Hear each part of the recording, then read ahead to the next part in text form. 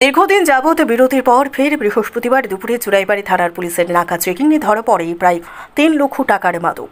ধৃত লরি চালক।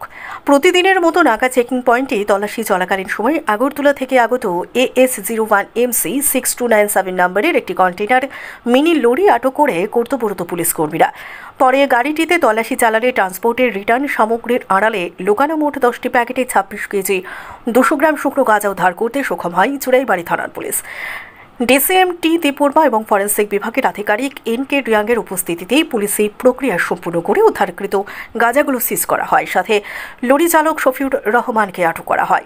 জানা যায়, ধৃত চালকের বাড়ি আসামের গোয়ালপাড়া জেলার বলদমারি চর এলাকায়। গাড়িটি আগরতলা থেকে শিলচর যাওয়ার উদ্দেশ্যে আসছিল বলে জানায় পুলিশ। এছাড়া জব্দকৃত গাঁজাগুলোর বাজার মূল্য প্রায় 3 লক্ষ টাকার মতো হবে।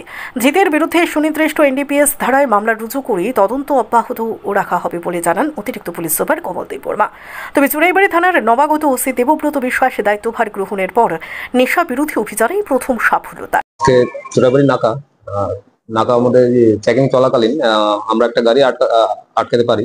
গাড়ির নাম্বারটা হলো AS01MC 6297, 4 হুইলার গাড়ি। তো গাড়ির চালক ছিলেন শফিউর রহমান।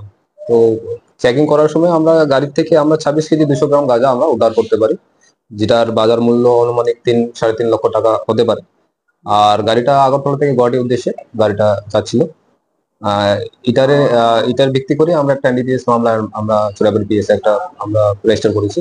আর সেই মোতাবেক একটা তদন্ত চলছে। হ্যাঁ, গাড়ি চালক শফিউর রহমান, বাড়ি আসাম, ওনাকে আটক করা হয়েছে।